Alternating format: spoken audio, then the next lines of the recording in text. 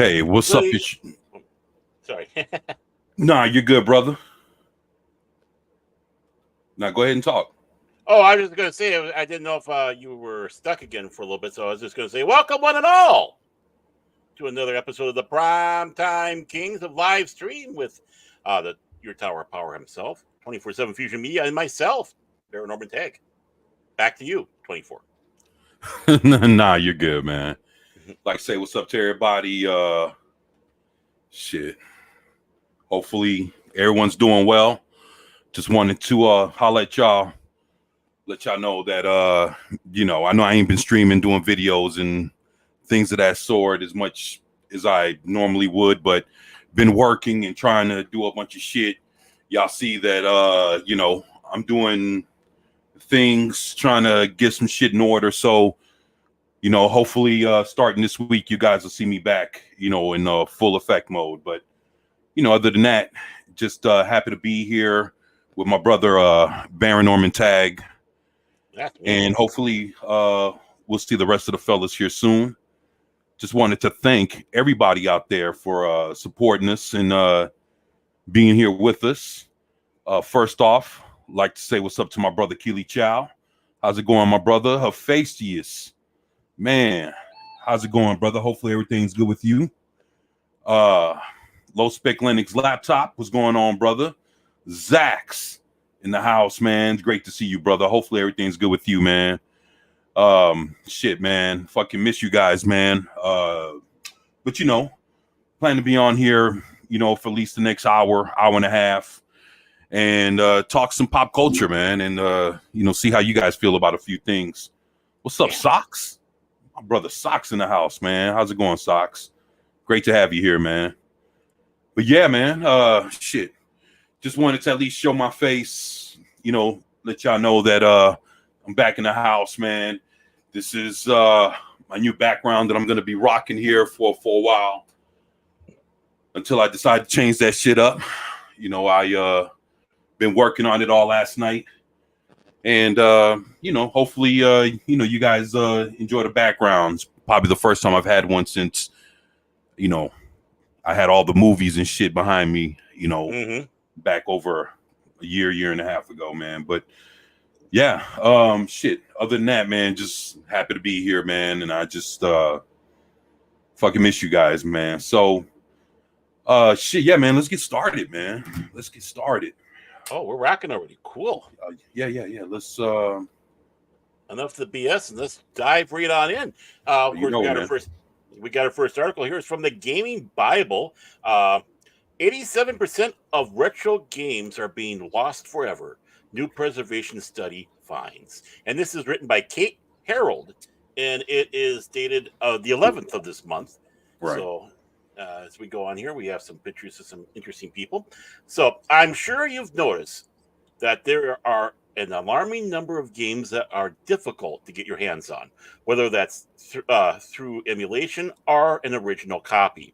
I spent hours on end in my childhood diving into Croc, Legend of the Gabos. It's not something I can readily enjoy now. Heck, even Red Dead Redemption is unable to run on modern consoles, which is why so many fans are hoping the rumors surrounding the possible imminent release of a remake are true. While remakes are great, though, we need to preserve the originals. There are plenty of physical copies of classic games floating around out there, likely in the hands of collectors. The issue is, though, there's little in the way of an expansive and official archive. Gaming companies seem to be catching on to the need to protect their heritage, but a new study reveals that an alarming 87% of retro games are now in the midst of being lost to time. And won't play the video because I'm sure she's talking about that there. As reported by Kotaku, an important study has been carried out by the Video Game History Foundation, also known as VGHF, in partnership with the Software Preservation Network. It found that a whopping 9 to 10 classic U.S. games are critically endangered. In this instance, classic refers to games released before 2010, 2010? Come on. Which is, according to VGHF, the year when digital game distribution started to take off. According to this. Okay. No. So basically what they're saying is, games before I even say that, what's up, New Bomb Turk? How's it going, brother? Hey, good thing I showed up just a little after you started. No. One Actually, of the things man, I wanted to talk about. Yeah. Nah, you're good. Actually, man, you caught us right at the beginning, man. This is he just sounded off the first paragraph. Cool. Yeah. So let me see if I got this correct, Baron. So what they saying is before 2010, the games that have been out are harder to find. Is that what I'm? Well, they're saying, for instance, the classic refers to games released before 2010, which, according to them, is the year digital became game distribution started to take off. So what I'm gathering is that the physical copies of some of these games, Right, they're out there, but there's nothing to run them on unless you have the old consoles or the old games. Right. So it looks like what they're saying is the software is all out there. It's just how to get it going. And a lot of people have been doing emulators, obviously, but it sounds like they're trying to redo the games. Give I guess new paint on them, so they can continue on. But they're not the original. They want to try to preserve those original ones. I have some input on this. And again, it depends on whether you're looking for console games or PC games. The PC side of things, there is actually a very deep community of. Oh, we lost him?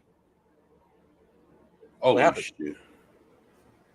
Oh, I don't know what the fuck just happened, man. I don't know. Wow. Okay, there we go. No, there's a big community of. I'm still here. Is he losing himself? All right, I'm trying to make sure everything's like, yo, what the fuck? Okay, all right, I'm sorry, buddy. It's all good. No, there's a big community of users who have sites that carry what do they call that? They're where the license goes defunct, so there's no longer either the company is closed, who actually originally created the game and distributed the game. Right. There's a name for it. I can't think of it off the top of my head, but you can go to these sites and find all kinds of like almost abandonware type software, games and such that'll still work on the PC with some mods. Typically it's getting like games that like the first EA hockey or like the old Papyrus NASCAR or Formula. What was it? Grand Prix Legends was one of the early ones because they were designed to run on like old Pentium chips. Right. And now we're so far past that the games can't function on a modern rig because the timing gets all screwed up. Like the chip wants to run it at full speed and it's ridiculous. Like you can't play them. So there's mods out there for some of those games that actually slow the game down to a playable state. But they are the original software. It's just that they're under this abandoned type of status. Well, who was it that was getting upset before? Because you did have these people playing these old games on the emulators and such like that, and they're saying, "Well, you're taking the money away from us as a programmer." It's like, come on, please! This game hasn't been on the market for however long. I mean, it's not a new game. It's like, right? It's where you go from abandonware into piracy. right. If the company still exists and they are still active in the gaming genre, they don't want you downloading their games, obviously, because that's out of their pocket. Right. for years it was the digital rights checks. Mm-hmm. So if you tried to play a ripped game that was, not an original, if you will, there were checks within the game that it wouldn't let you play it if it wasn't actually, like, if the disc wasn't in your drive, Right. it wouldn't play the game. Digital rights garbage. So basically, And they when- have safety Right. deals put in that'll prevent you from playing the Right. game if you don't have certain things installed or in place to properly Right. play it to their approval. Well, and people got around those. Right. So the next evolution was to make it online, not online only, but you had to have an internet connection to run the game. Mm-hmm. So that's how they were getting around the digital rights stuff that was originally built into the software. Now Right. they put all that digital rights stuff on a server and forced you to connect to the server to play the game. And all modern games do that now. Mm-hmm. Everything, like, even if it's a single player game, you still have to have an internet connection to connect online. So yeah, and low spec is right. If they don't sell the game anymore, and it's effectively abandonware. Right. And they were getting upset about the games they're not releasing no more. Basically, Mhm. they've been abandoned. It's not like, how can this be taken out of your pocket when you're not offering it? Exactly. Yeah. Well, just thinking about games and video games, growing up, Right. there's a lot of stuff that let's say was in the arcade that were in the arcades that never did get a console release. Mm-hmm. Yeah. Then there was a lot of console releases that never made it to PC. Never made it to either an actual arcade game for the arcade, or the game never got released on upgraded consoles. Like, let's say something that came out on the Atari never made it to a Nintendo, or never made it to a PlayStation or Xbox, or Mm-hmm. a Wii or a Switch, or anything. So Right. basically, there's a lot of shit that's basically left behind, whether it's on the arcade, whether it's Atari or ColecoVision or Intellivision, Right. or graphics, Turbo Graphics, or whatever. Like all those old consoles that have so many games, and not everything is ripped, and not everything is put on what you call those Emulators or whatever. emulators, exactly, man. Yeah. So I mean, like how do you get to those, like, to try to play them if the companies either went under or won't sell them, or they're just sitting on them and nothing's being done with them after so many decades? Well, yeah, I mean, if you're looking at like Atari, like the modern Atari, whatever the equivalent of that is, Right. whoever carries that name, Right. isn't even the same company that created the Atari 2600 so many years ago. Right. They've been restructured and are owned by a different group that they don't even currently own the rights to those original games.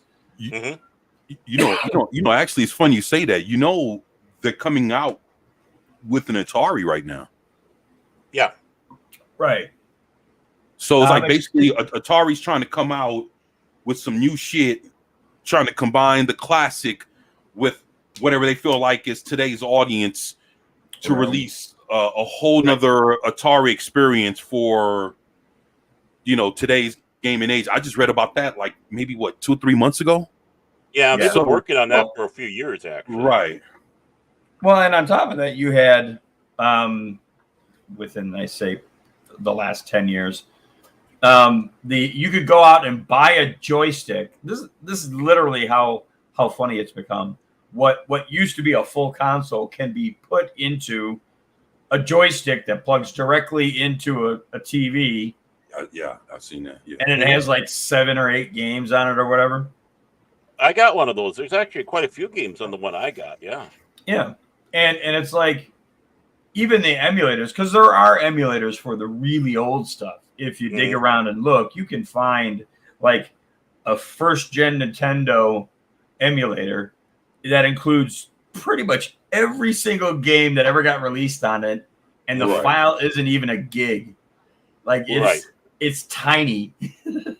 Shit, actually, you know, like right now, I'm working off of a Chromebook, and shit, my brother Low Spec, man, him and the Wake Down, you know, help put a couple of emulators on this, you know, just so that I can have just classic like arcade games and just, I mean, we was Low Spec, man, we was on this thing. Him and Rob were trying to help me out with this for like maybe a month or two.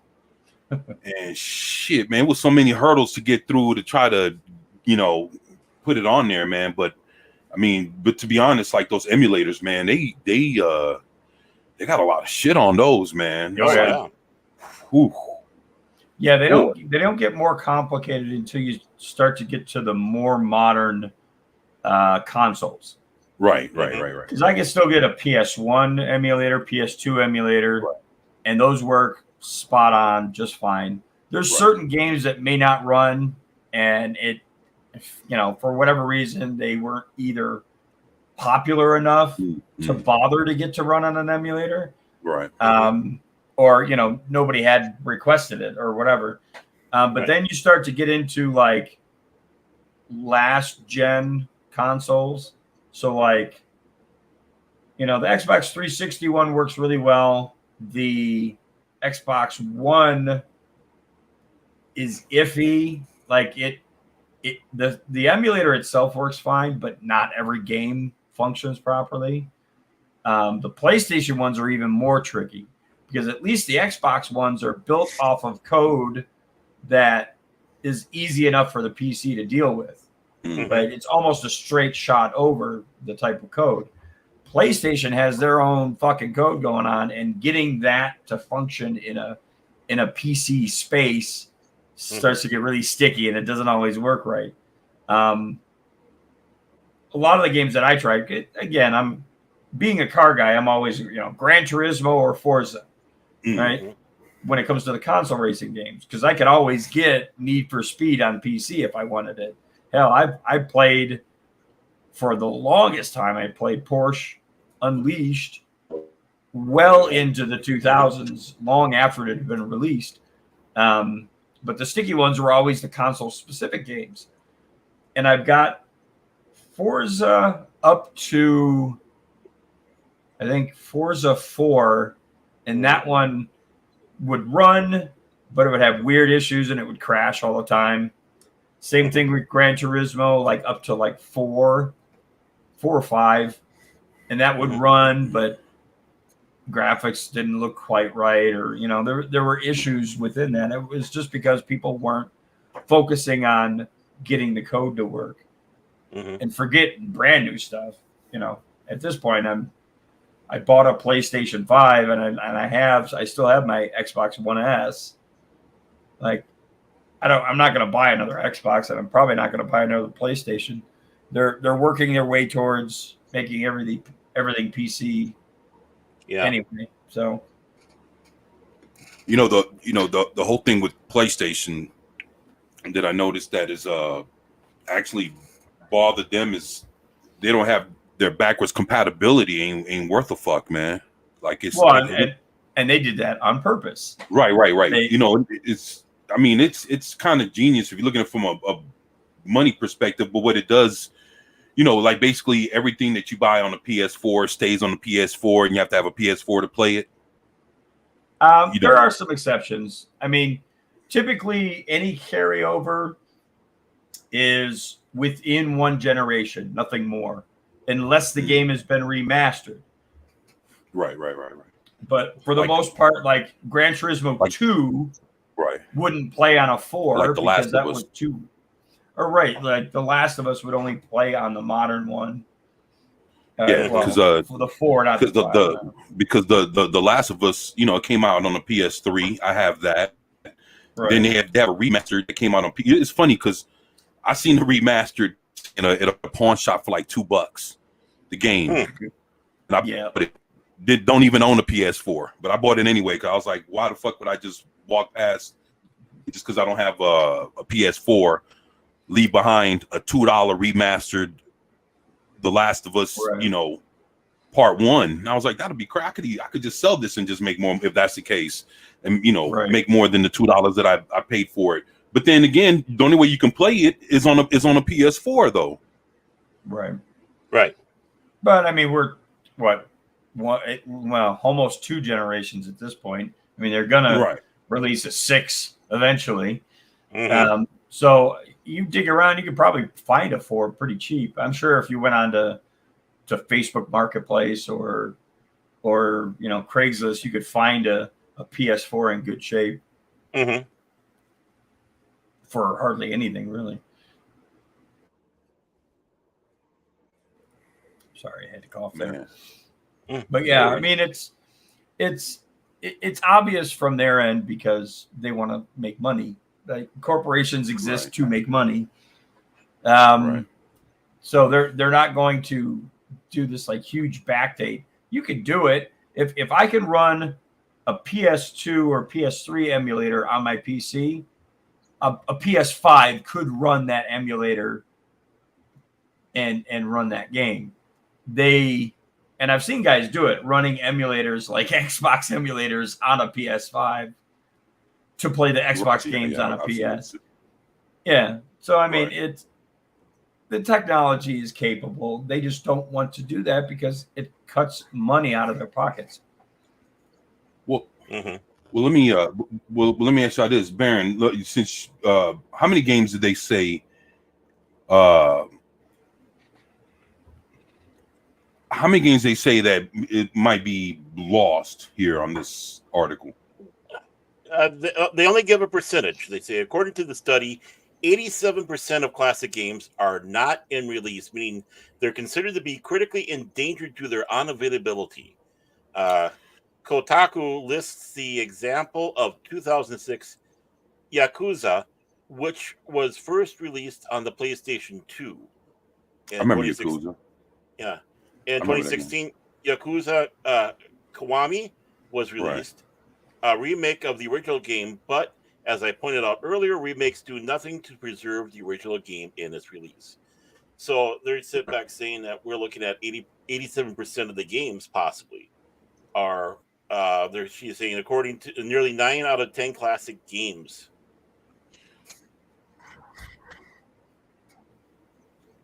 Yeah, and as I'm kind of reading through here, as a guy that doesn't know, Oh, I was just gonna say they only say, vaguely like, as a guy that piracy. doesn't.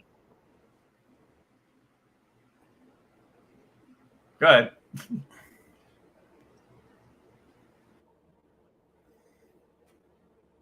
Okay.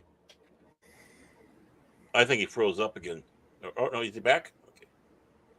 No, I just think there's a delay. You with us, 24?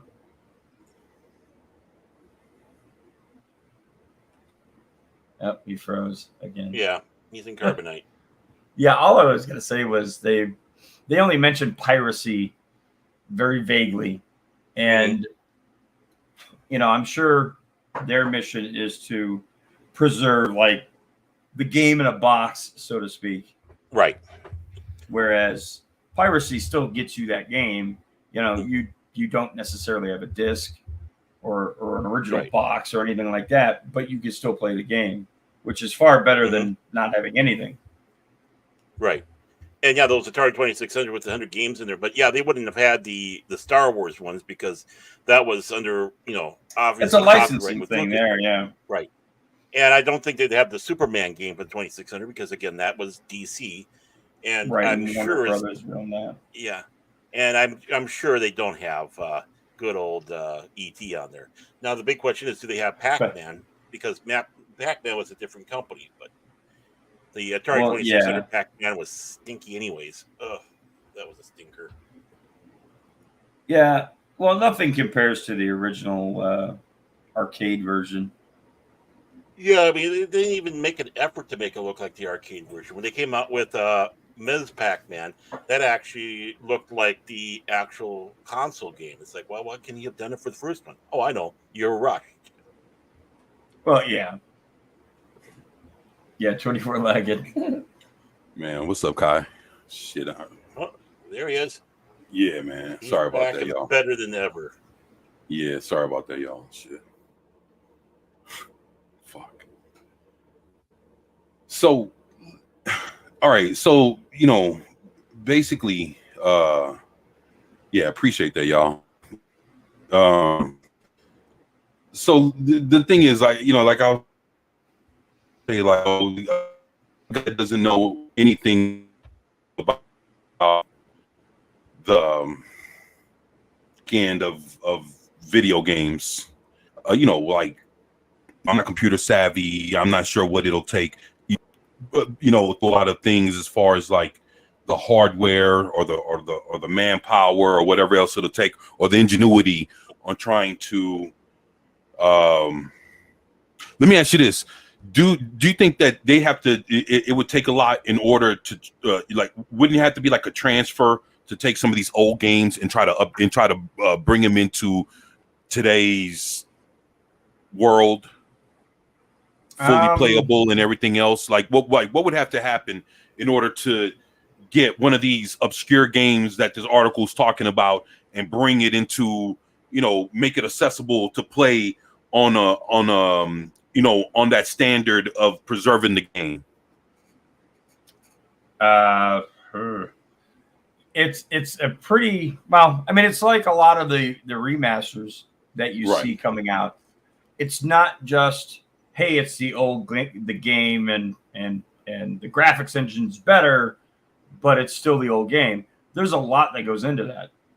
When you try to bring those old assets into a modern graphical display, they don't look right. There were corners that were cut, so to speak, and the technology wasn't quite up to snuff when a lot of those games were created. Now, I'm not talking like the 2600 because, Christ, that's 8 and 16-bit gaming. Like, right, the pixels. There's not a whole lot, right? But I'm talking like the stuff that like at the early 2000s when you started, or even late 90s, early 2000s when you started getting into graphics that were more than just a two-plane existence. Right, 3D being the biggest jump. I remember buying a 3D FX Voodoo graphics card to play the first and second Carmageddon on my PC, right? That was a huge jump. Oh my God. Third dimension? It blew people's minds. Now every game needs to be, built that way.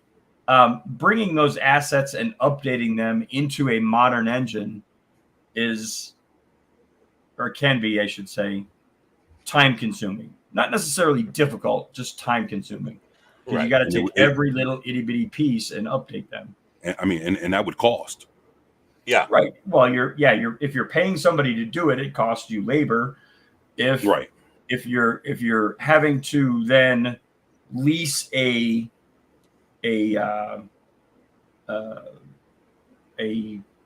what do you call it, game platform or like the software, so like something like Unity or what's the other one, I can't think of the name, right? So building it within someone else's 3D environment software, you have to pay them for every unit sold. So yeah, it can get really pricey. So like the average Joe probably doesn't have the money, the backing to do that. So it would have to be a bigger company. Damn. KMFS says during the second and third transition, the game industry lost 2/3 of its workforce. Yep. Shit. Well, the thing is there you do have the preservation societies that will do a lot of this stuff for FREE, but they've just got to be, letting them do that. because they're not necessarily out there to try to make money or anything. They just want to preserve the games. It's like Roddy McDowell when he got busted because he was taking all these movies that, especially the ones that were on a film that was deteriorating, and transferring them onto videotape. He was rated for piracy, even though he was doing nothing with of the sort. He was trying to preserve these old movies because he loved them so much. Well, the video game industry needs to have something like that, and the video game companies must understand that we're doing it not to make a quick buck off of them. We're trying to just save it. It's like, and if we're not doing anything about it, we'll do it for you. Right. What's up, Loki? My brother says, he says most games from the older systems rely completely on old historians to preserve. This is why you have everything on emulators today, because they want to preserve the original work. Right. Yeah. Yeah. The other game engine I was thinking of was the Unreal Engine, which is Unreal. Between Unity and that one. Those are the two most popular game engines to build a game off of, whether you're creating a new game or trying to take an original idea and modernize it. But that software costs money to get the full effect of the software. You can get a free version of it and build a game within the free version, but you're kind of locked down on what you're capable of doing. Once you start paying for it, then everything opens up. Full 3D environments and like first person shooter type games and racing games and stuff like that are all built off of those types of software. You look at one really good indie example that has suddenly become this huge thing is BeamNG. BeamNG was originally designed as a physics simulator. And the whole concept was, can we create an environment that functions virtually as real life? So like breaking a bottle in game would visually and 3D, that's an old card. It would function exactly the same as if you broke it in the real world. So, how the glass shatters, how the pieces bounce and fly through the air and what have you. They've turned it into a car physics simulator. And you've probably seen all these videos either on TikTok or, whatnot, where they show a vehicle run into a wall at like 5 mile an hour and then 15 mile an hour and then 35 mile an hour. And they keep going up and up and up. That's all done in BeamNG. And they started out doing was they just wanted to create something that reflected real world physics. And now it's fucking huge. They sell crazy amounts of copies of that fucking game. And it's all built within, if I'm not mistaken, it's within Unreal.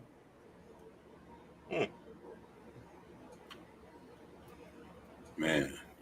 What's up, Jeff? Yeah, and I agree with Kai. He says that's the only realm where Nintendo is a straight up villain. Yeah, Nintendo is copyright like hawk.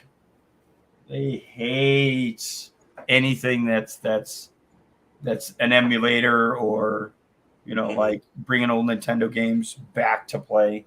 Yeah, they got that on lockdown big time. But yet they won't do anything about making it available. Well, yeah, that's part of the problem is they refuse to do anything to curtail it by actually doing it themselves. They just don't want it to exist at all. Like, buy our new stuff, damn it. Right. But they still make money with, if you're going to make money off the other stuff, might as well do it too. I mean, it's like, they're so blinded sometimes. But yeah, it's a corporation exists to make money. That is their sole purpose. What they create to do that is their choice. It's a car company or these gaming industry or Right. Why does Heinz make ketchup? To make money, not to make Mhm. ketchup. They give a Oh, shit man. less. They'll make anything else. Right. Yo, But even then. Oh, sorry. no, I was gonna say, man, it's funny you mentioned him. Did you hear about their new catch-up? Oh no. No. Uh-oh. Are we in trouble here? Coca-Cola flavor. Oh fuck Oh, I no. think it's No. Yeah. Yeah, that's yeah. Coca-Cola flavor ketchup. I'm sorry, man. It Hard just pass. when you said that, it just hit me like yeah. My bad, man. Just forgive me, y'all. But the thing is, though, with these companies, their quest to make a buck blinds them so much that they forget that there's other avenues too, that they could be even making more money. And that's one of the bad things. Like, you guys want to make money, here's a chance to make even more money, but yet you're ignoring that because somebody's ego somewhere is being bruised because Wow. they want the old stuff. I don't. Yeah, I mean, you have to kind of look at it from two perspectives. You have the people who want to play those games, and the fact that they're not available frustrates them. But you also have to kind of look at it from a business perspective. If you own the business, yes, they could make money on creating emulator stuff, Mm-hmm. but it'd be like nobody's gonna pay full price for the original Mario. I'm sorry. No. Nobody's gonna pay $60 or $100 to have that exist.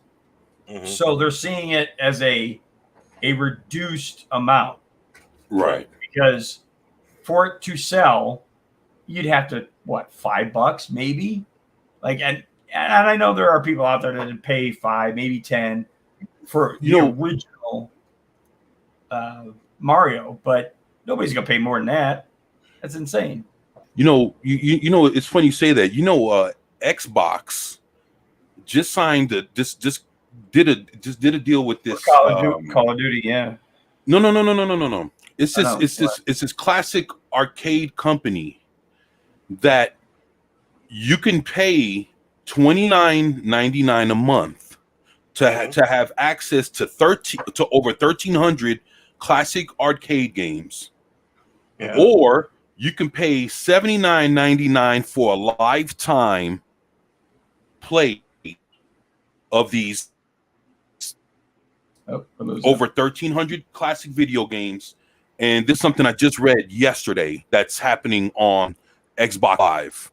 So they just got into a business where they're gonna have for $80 you can have access to 1,300 classic arcade games for a lifetime for $79.99. Now, I will throw this out there: buyer beware. Read the titles that are available, because I mean we all are old enough to remember some of those arcade games, and not all of them were the most popular. There were a bunch that nobody played, and they didn't continue on because nobody played them. Right. And if you're looking for some of the really rare and interesting stuff, if I'm not mistaken, they had an X-Wing in the arcade.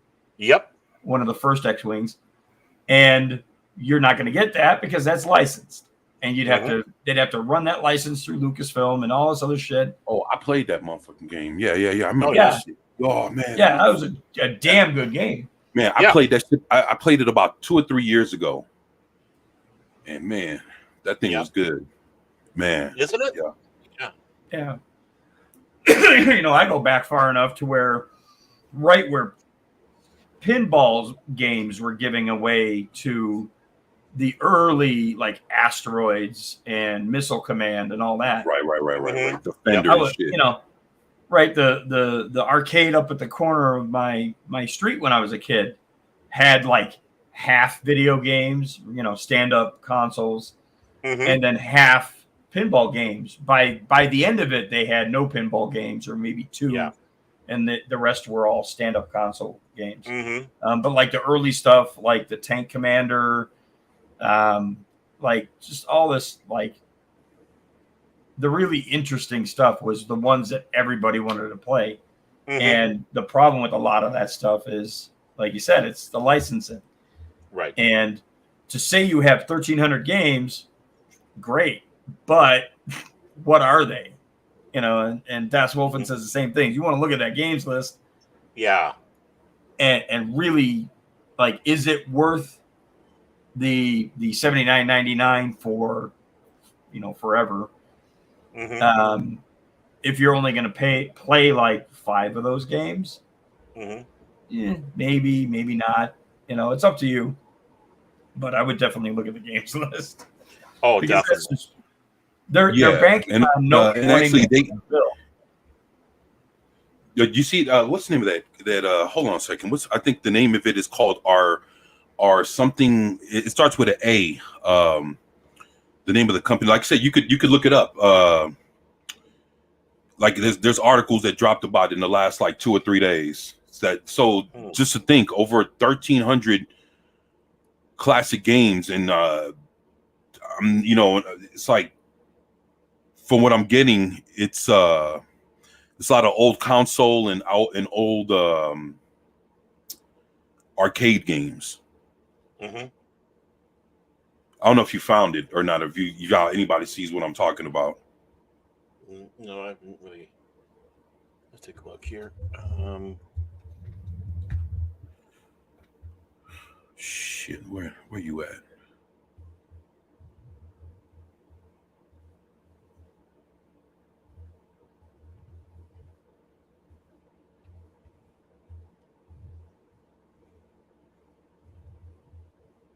Okay, let's take a look here. Well, there's Apple Arcade, which is not what we're talking about.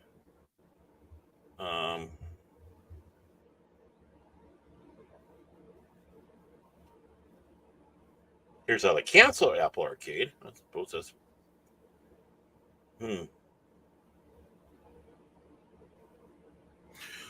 Antstream. It's called Antstream Arcade Lifetime Pass Edition. Play over 1,300 classic retro games, participate in global tournaments, and get gold. Here it goes. And that shit is, they had just dropped this. This is new. Antstream, all, you know, ANT stream, all one word. Antstream Arcade Lifetime Pass Edition. There we go. It's on Steam too. Yeah, exactly. You know, so it's. Take a look here. What's going on, man? So looks like some of the games they got on here is just off the top here, Double Dragons on there, as is Space Invaders, Burger Time. That was a good game. I like that one. Let's see, Dan Strikes Back, whichever that one. I never heard of that one. Let's see. Well, looks like actually, is this one? Looks like there's one of the Star Wars games on this. Yeah, I think there is. Yeah, and then there's one of the. So and Pac-Man. Mm-hmm. Yeah, see, they got all kind of shit. So just think, man. You know, over 1,300 games. You get for $80, you have a lifetime membership with Xbox to play. You know, you just got to at least have a system and internet, and you can rock 1,300 games for as long as you have the account and all that other shit. You know, so I mean, I guess in a way it's cool to see that you can at least take advantage and play some of this old shit, you know, which is cool. But it's like, but what about everything else, man? Right. Hey, let me ask you this: what you're looking at, Baron? You looking at a whole list of all the games or whatever? I didn't see a whole list of the game. I'm looking a little bit further. They just had like a splash screen on the Steam side, and I was just looking at what they had there. So you actually get a chance to see what kind of games that they have at least. Some, yeah. I mean, they have, they're just a small amount here on this little splash screen. I was trying to see if there was something on another one. Yeah, I'm trying to see like 1,300. I mean, they gotta have some good shit on there, man. Right. And let's take a look. About Antstream. There we go. Are you? Oh, okay. Go to the link I shared in the private chat. Okay. I'm more than happy to do that. Because that's literally their main website. And they divide the games out into platform. Oh, yeah. There's the Amiga. Right. The Amstrand. Hey, you can share that. Okay, I can share it in just a second here. Let me share it here. And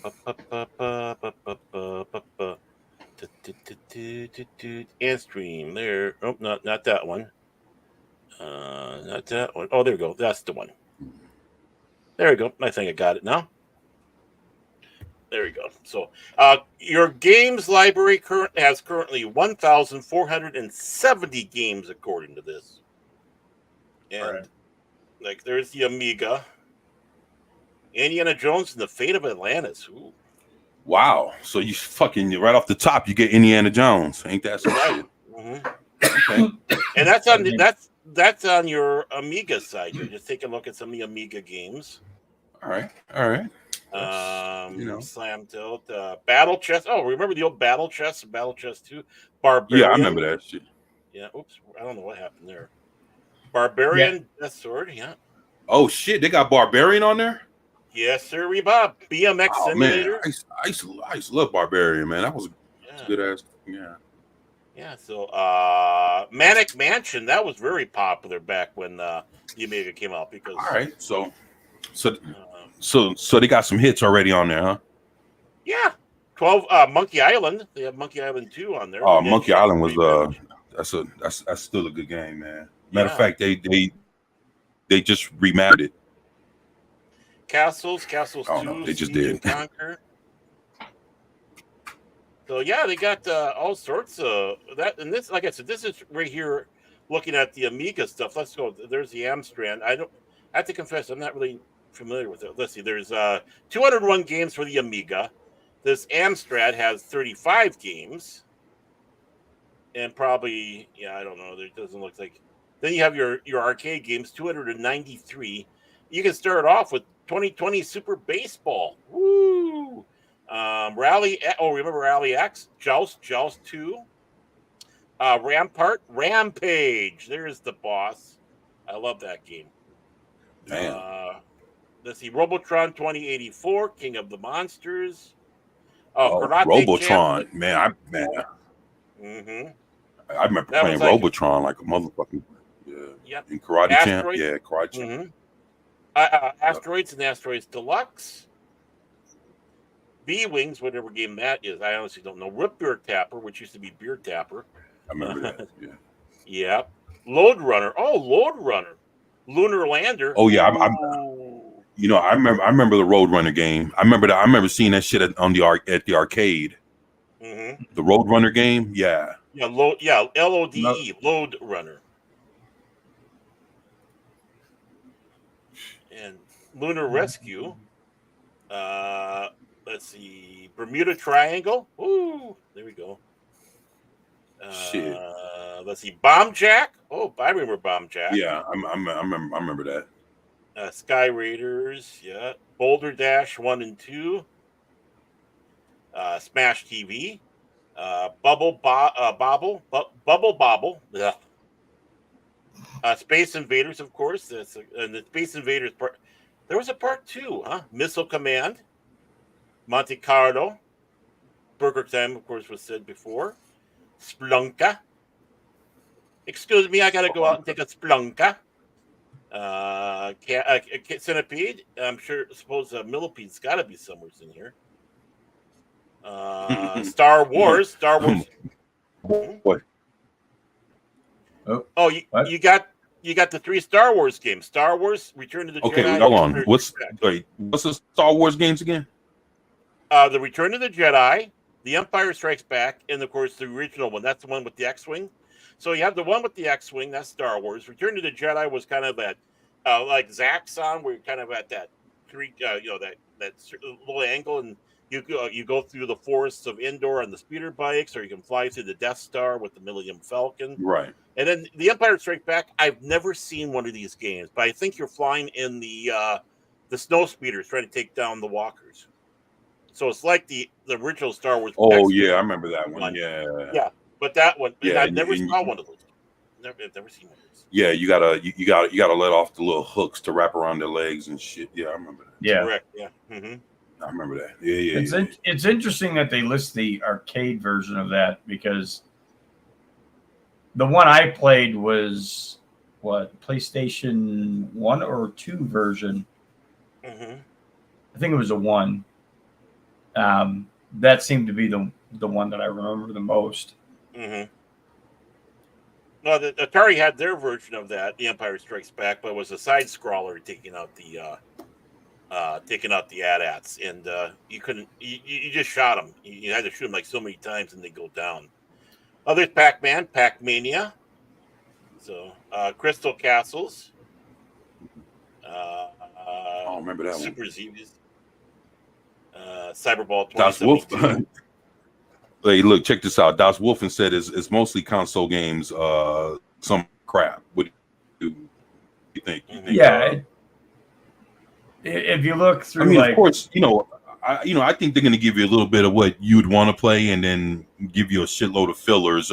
Games that probably wouldn't have life anywhere else.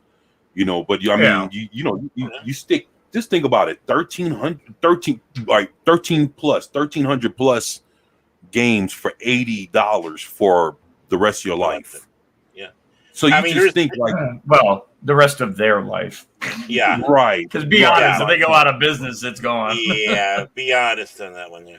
I mean, here, Dig Dug 2, and Double Dragon. I mean, Double Dragon 2, Double Dragon 3. I mean, those are big games. Yeah, I mean, especially if they're coming from off the arcade. Yeah, I mean, if they play just like that, like that would be. Mm-hmm. Yeah, man. And, but see, now I would like to know if they have some of the other, like, if you're gonna give me arcade games, give me what I want, man. Do they have the Terminator arcade game, or like some of the real shits that look, if I mean, I don't know if anybody has any suggestions in the chat to see, like, if they really got something, do they have this or do they have that? I mean, that'd be something that, if like there's some arcade games that bar none should be on this, if you talking about giving 1,300 games, what does what does C84 mean, or what does DO8, what's that? Okay, well, first of all, C64 that's a Commodore 64. Oh, that's the Commodore 64. That's what the C means. Yeah. Okay, I know what a Commodore 64 is. And then I didn't know this is DOS, the DOS games. What the fuck is that? What's that? Early PC stuff. Yeah, early. All right, very early. Okay. And pretty much all these are, these are all LucasArts games. Afterlife, Like Day of the Tentacle, Full Throttle, Sam and Max Hit the Road in the Dig. Those are all LucasArts games. Oh, Sam and Max. I like Sam and Max. Mm-hmm. Fuckers are crazy, man. Then of course you have Sam the and Max Game is Boy, a trip. Yeah, Game Boy, Atari, the Genesis. Oh, they're giving you Game Boy games too? Yeah, there's only 5 of them. Yeah, yeah, only 5 of them. Just like the Atari Lynx has 5 as well. I'm surprised the Atari Lynx had 5 at all. Yeah, I know that was the one thing I'm surprised about. Oh, you have about 57 of the Genesis Lynx games. So again, it's all right. So we actually getting games that we really wouldn't see nowhere else, unless it was on the emulator. Oh shit, from the Genesis. Mm-hmm. Yeah, MSX. You got the Hey, NES system. Oh, hi, Vig. PS1, Super Nintendo. Yeah, ZX actually, Spectrum.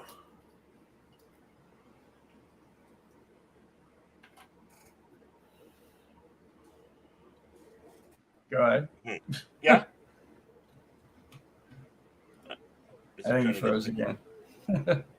Yeah, he's froze down. I'm just gonna roll back up here to the arcade game. Yeah, and you can definitely tell, like, some of these consoles, they weren't popular. because they've got like one game. You know, Right. MSX2 and Atari 5200 have one game each. Mm-hmm. Yet the ZX Spectrum has 351 games.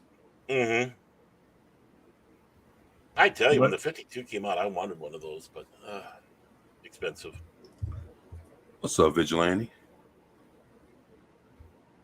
I mean, some of these are, I don't think I've ever heard of.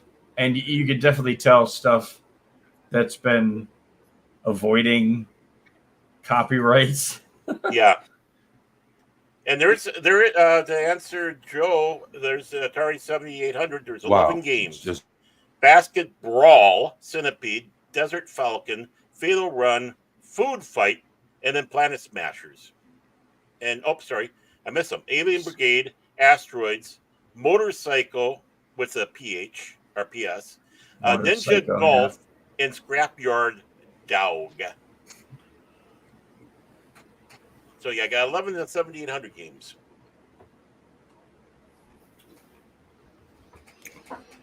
yeah. So Vigilante says, "What game thing is this?" And then, what it is they have this thing over, like you can go to Xbox Live, and you have this thing that Xbox Live has made a partner with this company called Ant Stream Arcade, and what they're doing is they're selling a lifetime membership to play over 1,300 classic video games from different consoles, whether they're from the actual arcade or from a Commodore 64, or like we see like a Game Boy or the Atari Lynx, and so on and so forth.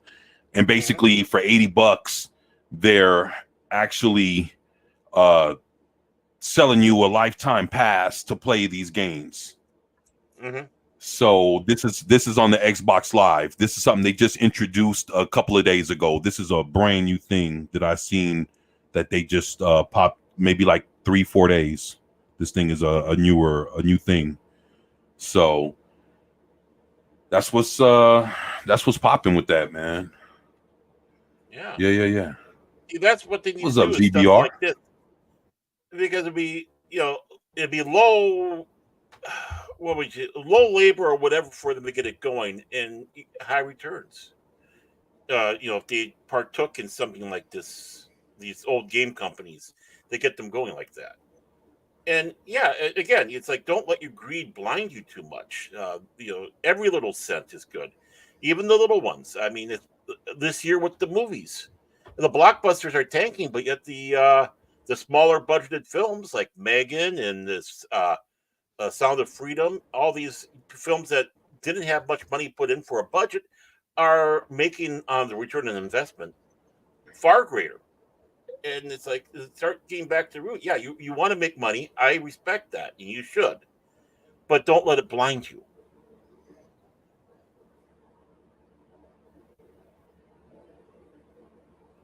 Especially in this stage where every little cent counts. I mean, especially nowadays. Well, yeah. I think that's what they're kind of banking on is people won't be able to throw $79.99 at this, but they'll do whatever the monthly charge is, which in the end ends up being more over time. Right. I mean, if I was to go with it, I'd go with the lifetime one because, just like you said, it's going to be cheaper that way, in the long run. But again, how long is this service going to last? Am I going to drop my $80 and then, oh, sorry, we're closed now. Sorry, got your money, running now. Yeah. Right. I mean, it's the risk you have to take. Right. Which or comes down to you might have to take it. Yeah. Well, I mean, for them to come with a lifetime pass, how long did they plan to be in business with these people to sustain bring us a lifetime pass? Customers. Right. Well, I mean, if everybody went lifetime, that'd be great for them initially. Right. But down the road, once they don't have anything to support whatever server network they have, what are they going to do? Well, that's where it goes into the tricky Right. area of investing properly the money you're getting in from this to keep it sustaining and still make you some money. I mean, there's, yeah, it was exactly. Yeah, Right. In a perfect world. yeah, in a perfect world. I mean, I think they'd actually do better if the monthly was actually lower. That would guarantee, because I'm sorry, $30. You said about $30 a month for this. Right. Right. You That's give that's yeah, 4 months out of a lifetime. Yeah. right. And I I I wouldn't even think about doing the monthly one. It's way too much money. Now, if they could drop that a little bit, and again, it's what you're going to get with volume compared to, if you lowered it, you're going to actually make more with volume than if you have the higher price and not as many people, especially cheap bastards like me, from coming out and getting it. You know, Right. Well, I mean, if you drop that one price, you pay them once with the 80. I mean, again, you pay more paying for that shit in 3 months. By the time right? that third month is done, you done paid more than your whole lifetime thing if Right. it was something that you enjoyed. Mm-hmm. Correct. And that's the thing. Right. But If you're gonna pay $30 one time for a subscription like this, you'll pay it 3 times. Mm-hmm. right. You'll forget about it. Right. Which is what typically happens with people on monthlies. They Yeah. forget about it and they're like, wait, what's this charge? Oh shit, I forgot about that. Mm-hmm. Yeah, I mean, I don't know.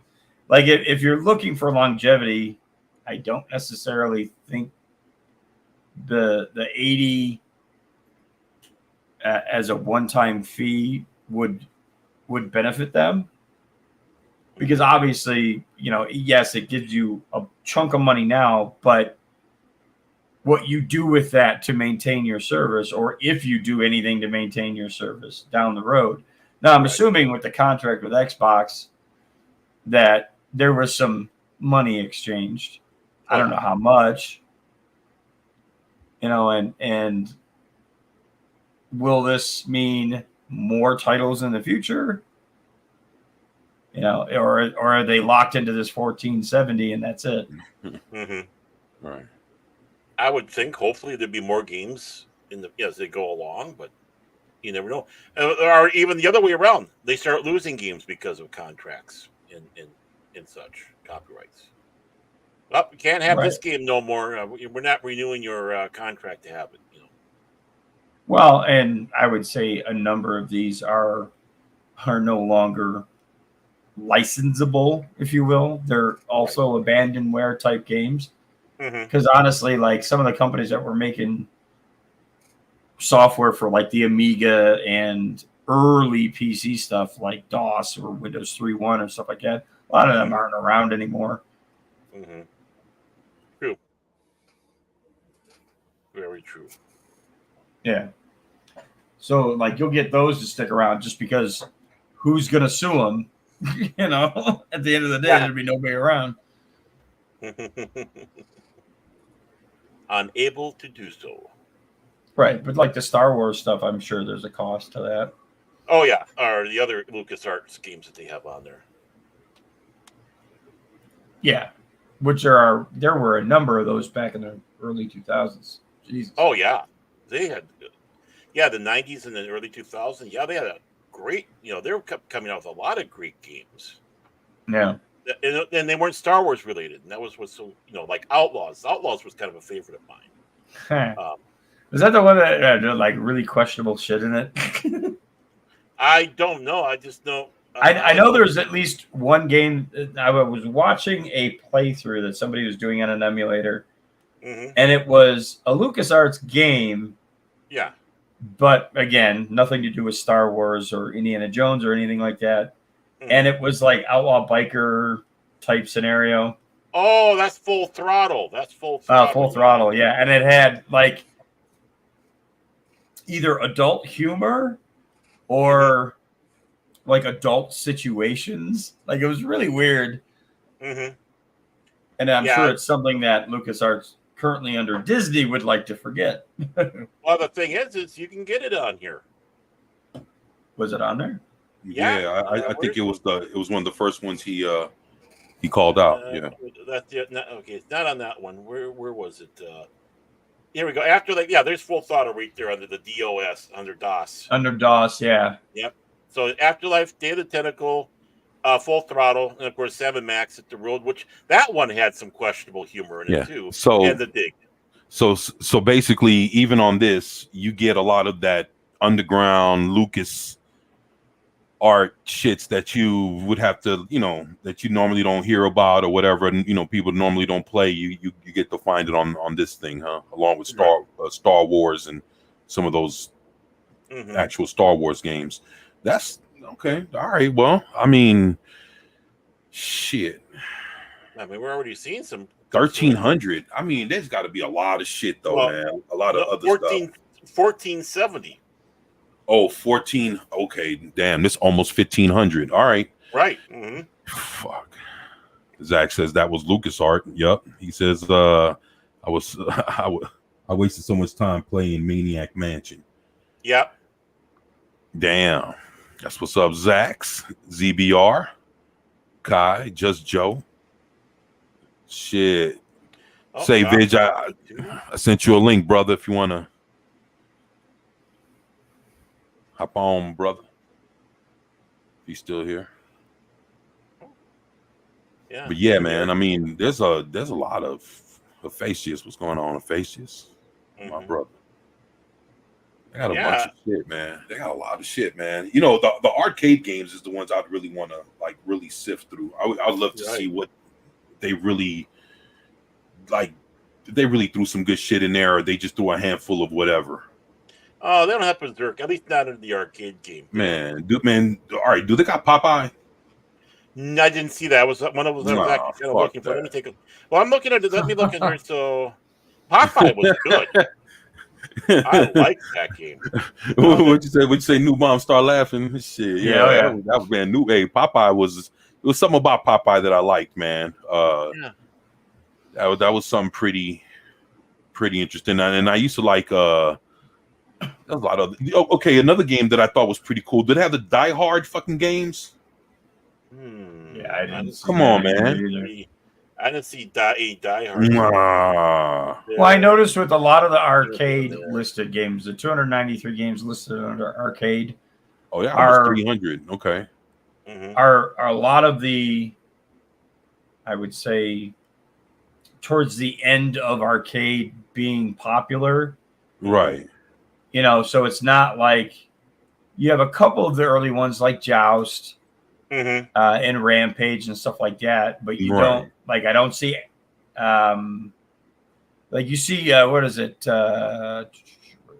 Okay, all right, what was that fucking game? You're not there. I don't see Popeye, so it might be one of those things with being feature. Okay, okay, but do they have any of those what was that game?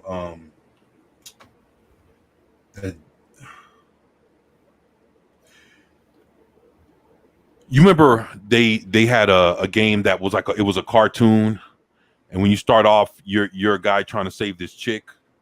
Oh yeah, the medieval one. Yeah, Dragon's Lair. Dragon's Lair, right? Do they have any? Do they have any kind of games like that? Because I know the guy that made Dragon's Lair dropped I think 5 or 6 games. And the other one was Space Ace was the other one. Right. Do they have have shit like that? I mean, if they got shit like that, I didn't see it. I no. Oh man. Hell, do they even got Super Pac-Man? Like fucking Super Pac-Man? Let me take a look. I know they got Pac-Man and Pac-Mania. I mean that's they got Super Pac-Man, It's under arcade. Shit, I mean, Baby Pac-Man is that's the one that you don't find nowhere is Baby Pac-Man. They won't put that. Yeah, they won't put that game on. They won't put that game on anything. Oh, Super Burger Time too. Super Pac-Man. Oh, okay. Well, damn. Burger Time. Super Burger Time. Yeah. Pac-Mania, Pac-Man. Yeah. Oh well, shit. And I don't see Ms. Pac-Man. All right. Do they have Spy Hunter? I did not. Yeah, I don't think I didn't see it. That was actually one of them I was looking for too. Spy Hunter and Spy Hunter. Yeah, 2. see, Oh, no. There's Spy Hunter right there. Okay, Boom. all right. Dun, dun, dun, dun, dun, Yeah, dun, yeah, dun, yeah, yeah. dun, That was my shit, man. Yeah, that was yeah. a great game. Yeah, they have the first one. But like some of these are weird. Like they'll have Defender 2, which was actually titled Stargate. Right. But they don't have the first Defender. Like the original. Right here. On the arcade side, they do right there, Defender. You know, that's crazy. Okay. That's what Das Wolfen was saying earlier. He was saying like, hey, you know, you might see that, you know, they'll have like a knockoff of a actual game. Like instead of them having the arcade version of that shit, they have the Atari version, you know, of Right. It's like, you know. But they do have these broken down because there are some that you have the same game on the 2 different platforms, I've noticed. So Right. What's up, old man? Yeah, How you there could doing, be bro? duplicates, right? right. Right. Well, also the fact that some stuff was different on, you know, when it was ported onto a different system, you know, like, you know, what was on the Atari 2600 obviously didn't look like the stuff that was on arcade. No. So, and no, there's no ET. Oh shit. Fuck. Probably a That's to good make thing. sure. Yeah, well, Yeah, it ain't like you'll fucking beat it, right? Fuck. right. Yeah. Yeah, it's not under the 2600, which that game Man. was for. So I don't know, not one person ever beat that fucking game, man. Because it was broken as hell. yeah, No, I mean, you know, I've seen somebody beat it, like I've seen it, but it was like, man, that shit was damn near impossible, man. Yeah. Right. it was a horrible rush through game. They say that's the one that killed, but actually, I think the first one was actually starting to kill. It was the Pac-Man for the 2600, and then ET helped come by and do the coup de grace. You might say. Oh, there were a ton of bad games for the 2600. Like one of the things that Atari learned from all of that was you can't just let everyone program games for your system. No. Because there are some fucking games like the Custer's Last Stand. Oh my god. Yep. Third party. Yeah. Naughty. Yeah. And there were a ton of games that existed for that were all questionable. Oh yeah, I remember that. I remember the hubbub about the Custer's Last Stand. It's like, holy! All of us were sitting around, you know, kids going, "Wow, hear about this game? Yeah. How do we get it?" Yeah, and they sold it in the stores, and because that was a time frame where they hadn't even started marking CDs with questionable content, right? Yet. So video games, it's just a video game. Like they didn't think anything of it until much later on. They were like, "What the hell is the point of this game?" Oh, it's to get Custer laid. You're right. What? Yep. Yeah. Yeah. Exactly. And all the poor graphics that they have of them stupping. And yeah, it's I can't remember what the other one too was. Or like, Custer's Revenge. Yeah. Custer's Revenge. Yeah. Hey, well, shit. Do they got Porkies? Well, no, I doubt it. I don't see Porky's in there, man. Sorry. Nah, come on, man. Got to be in there, man. Oh. Well, that wasn't as an arcade game. It was. I don't think it was ever an arcade. Atari 2600. Not in there, man. Oh yeah. I doubt. One of those. I'm surprised Yar's Revenge. I owned the Porky. I owned the Porky's Atari game. Mm-hmm. Yeah, I owned it. I actually owned a copy. Me and my brother had a copy, man, when we were knee high to a grasshopper. You know, I'm surprised they don't have television in here. Yeah, and television or ColecoVision. Neither of them are here. Yeah, the closest you have is the Amiga. Yeah, the ColecoVision. Oh, wanted to have the Coleco. Honestly, the Amiga was 100 times better than both of those consoles together. Oh, yeah, exactly. The Amiga computer, when it came around, if you just wanted to have a game console, the ColecoVision, that was kind of like, ooh. If you scroll all the way down to Atari 5200, which they only have one game, look at the title of the game. Okay. Frisky Tom. Yeah. Mm-hmm. Wondering what that might have been. I don't know. Man, hit the button. Look that shit up. See what it's looking like. See if it's. Well, save. Yeah, when I press it, doesn't do anything except there. I mean, Oh what's yeah, the- you can't click on those. No. all right, well, I Frisky. mean, yeah, Let's I see, mean, what's the? it started out life. Frisky Tom is an 81 arcade video game developed by Jurudan, okay, and published by Nichibutsu. In the game, the player assumes the role of a plumber named Tom. Wow, how ingenious! Oh, wow, A plumber named Tom. I'm taken aback. Wow. I like Right? it Because already. Mario was taken, so they couldn't call him Mario. That's hilarious. And what happens? So it's effectively it looks like from the images, it looks like well more like Donkey Kong, like the original. Oh, bullshit. Okay. Yeah. So it's a rip. Yeah. It's just that instead of crawling up ladders, you're running around trying to fix plumbing leaks. Yeah, I thought he was like the plumber, or going to all the house and and laying pipe, that kind of shit. Since he's they do have a lady in a bathtub, so yeah. Oh fuck. But that's hilarious. Man, I don't even know what to say, man. Did he lay pipe? Yeah, look at old man. Look at you. There you go. Yeah, well, he did in there. Look at the pictures. There's some pipe laying. Well, but not exactly, but yeah, not that type of pipe. But yeah, but there's heavy implications with women in bathtubs and Frisky Tom being there. Yeah, they were definitely not holding back with that. No.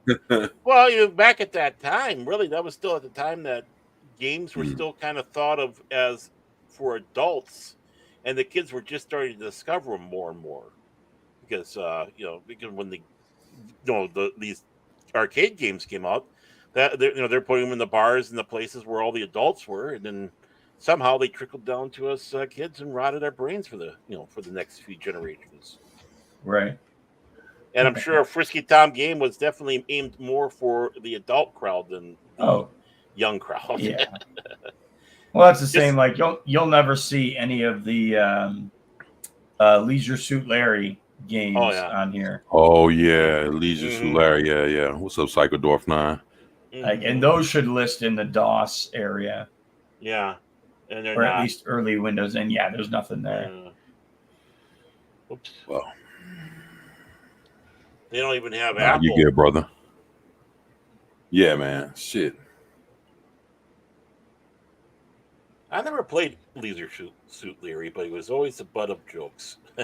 I mean, I don't know. For an adult game, it's not that risque.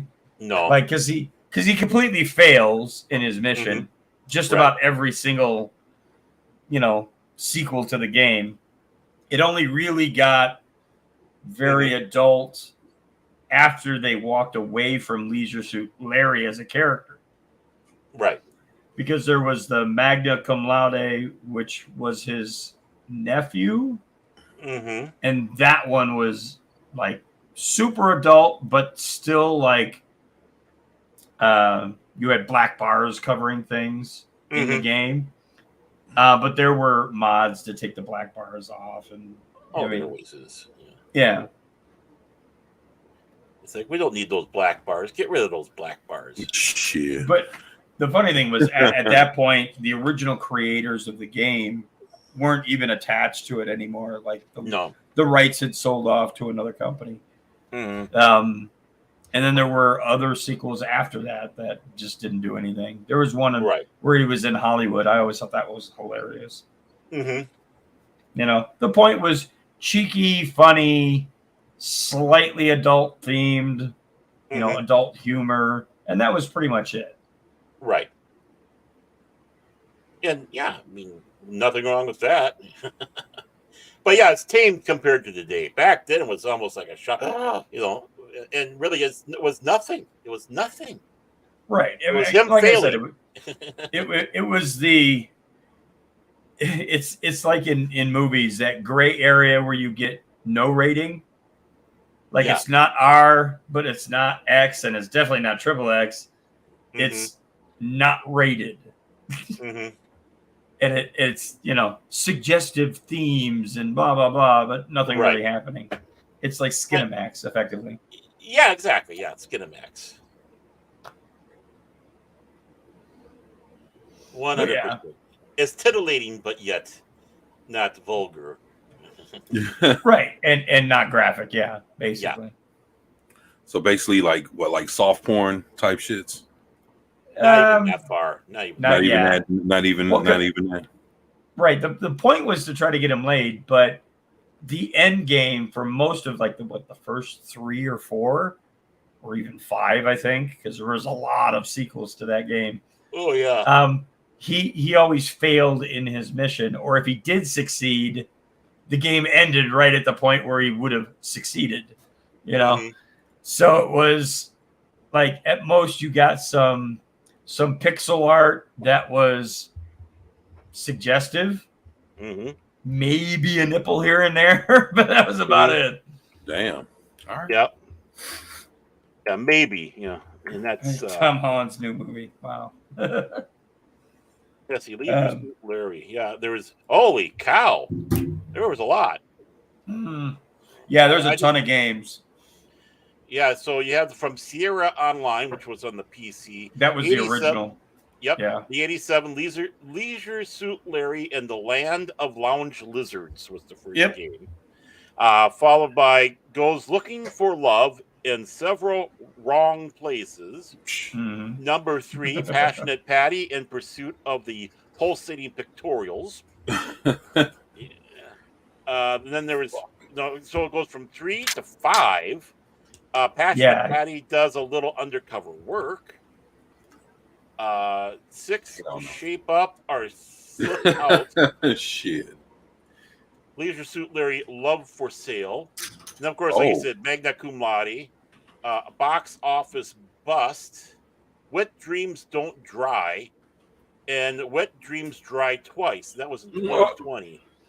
Oh, yeah. Okay, so I just looked it up. I knew there was an issue with number 4. Mm-hmm. And it was part of the marketing for it. So number 4 is Leisure Suit Larry, The Missing Floppies. Mm-hmm. So that's why you don't always see it listed anywhere. Mm-hmm. And then there was supposed to be Leisure Suit Larry 8, also known as Lust in Space. Yeah. Oh, shit. Leisure Suit Larry Pocket Party was another one. And then Cocoa Butter was another one that was planned but never looks like they began to expect with money, but it's been canceled. Yeah. So. Hell no. So how many games are we looking at for Leisure 1, Suit? 2, 3, 4, 5, 6, 7, 8, 9, 10 released, it looks like. And then there was 3 remakes / remasters, and that was the first game, number 6, and then they did a Leisure Suit Larry Reloaded, which was a second remake of the original, and that was in 2013. So wow, okay. And the first game came out in 1987. The last one came out in 2020, and then of course when it came around the remake and the remasters, 91, 94, and 13. So, ooh, okay. Yeah. Mm-hmm. Huh, interesting. Yeah, and if you look, like all the originals were Sierra. And then from that point, from like Love for Sale, after Love for Sale, it was a different software company each time. Mm-hmm. So Magna Cum Laude was High Voltage. That was the one that was the most graphic. Box Office Bust was the one about Hollywood. That pulled back on a lot of the adult themes. That was Team 17, which I've never heard of. And then the last 2 were Crazy Bunch, which the wiki doesn't even have a link to Crazy Bunch as a developer. No. So that's got to be a real good one. Yeah. Yeah. And then Sierra Online did 2 of the the remakes or remasters, and Yeah, but Infusion 91 did and the other. 94. Yeah. Yeah, in 2013 was Infusion that did the second remake. So, Wet Dreams Don't Dry. I like that. That's an interesting name. Shit. And one of the Larrys died not too long ago. One of the guys who provided the voice of Larry. What? Oh, bummer. Yeah. I don't know which one it was, but I don't know if they got the list of people who voiced this game. Like, doesn't look it. Don't look it at all, sadly. But yeah, I just heard like the other year, like last year or 2 years ago, one of the guys that provided the voice, and it was one of the later ones here. So I guess he passed away. So that's sad. Here, one Larry down. Yeah, was it Jan Robson? Rabson? That was the guy's Maybe. name. Yeah, Might he's the have one been, that he's the one that died. Okay. Whenever I hear the name Leisure Suit Larry, I keep on thinking of Larry from Three's Company. Oh wow. It kind of the same, you know. The guy is trying to get laid and Oh, not yeah, able to, yeah. I mean, he was a career voice actor. Let's see, he was in all the Pixar Cars tunes shorts. Mm. Toy Story 3, Up, Wall-E. Like, he was also Tetsuo Shima from the first English dub of Akira. Mm-hmm. So, I mean, the guy, I mean, his list of voice actor work is actually quite extensive. Mm-hmm.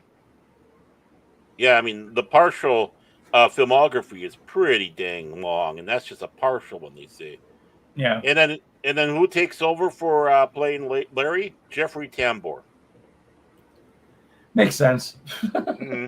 It does. It does, actually. Well, all right. But I'm gonna have to keep my eyes open on this ant stream and see how it goes. That sounds interesting. It really does. Well, Oh no. shit. I mean, lifetime membership. Well, I'm not that far yet, so I'm not one over. I'm just curious to see. Right. Yeah, I guess I guess we can keep an eye on it and see where it goes. Oh yeah, and see if there's a new game. If they start adding different ones on there. So. Right. Well, I mean, hopefully, with what's going on with trying to resolve the issue with these games, hopefully not being lost. Mm-hmm. Hopefully, little things like this could be done for them. Yeah, they can at least if they can at least be retrieved and put to some use. Put them in a package like this shit. See, that's the thing. Probably alone, you can't do shit with none of these fucking games. But you sit there and you put them together, and then in a fucking package like this.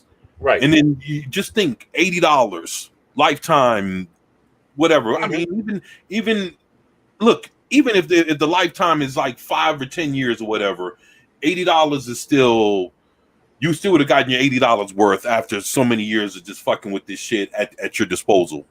Mm-hmm. If they were smart, they would have had the monthly lower to make people think that's a better deal. Right. But yet, in the long run, they're still getting more money, and it's a monthly thing coming in, where people will be, they might be tempted to do the $80, but I'll go with the $10 a month plan, which in a year that's $120 right there. Boom.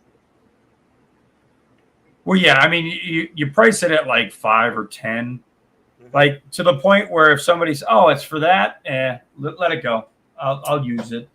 Uh-huh. Exactly. And they'll keep it going, yeah. Like 30 is ridiculous.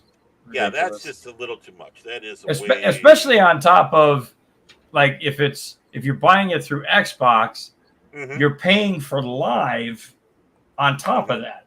Like, that's not included in the live price. So you're paying for live, and then you're paying for this on top of that. And live is what What's the platinum 10 level of bucks. live? Like 10 is it bucks. 10? Yeah, it's still 10 a month. Unless you mind the yearly deal or whatever, then that's a whole nother. Right. But let me ask you this. All right. Now, my only question to this: does this require you to have live in order for you to play this, or can you just play this shit? Because that's the thing. If you can go, let's say you turn on your Xbox and then you can go to this Ant Stream shit and just start playing the games, that'll be cool. That means that you can do that and you don't need Xbox Live to play. I guarantee you no. Because you're not downloading these games onto your Xbox. Right. You're playing them off of a virtual server.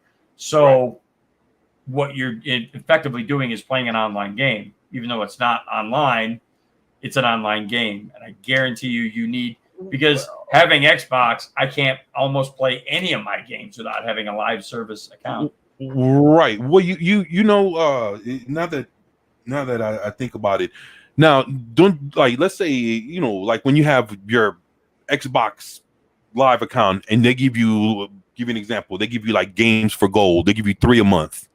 Right. Yeah. Now, and usually they're very unpopular games. Right. But I mean, every blue moon you get a gem. That's every blue moon. I remember back when they started that shit. Well, you was getting a shitload of good games. Now it's dried up. Yeah.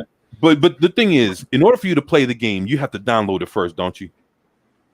Not all. Well, you're talking about games that are tiny in this case. Well, right. Exactly. The games for gold stuff are much newer games that are a gig or 2 or 3 or whatever. You're virtually playing these on a server. I guarantee it.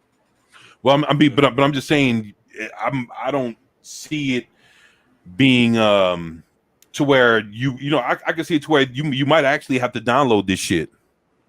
Yeah, I'm not banking on that. But I couldn't see the actual download being a shitload of gigs. But again, if they do it for like games for gold or whatever, you don't think they would do it for this? Yeah, but to do games for gold, you have to have the live service. I mean, you got to have that. To have Xbox Live. Mm-hmm. Right.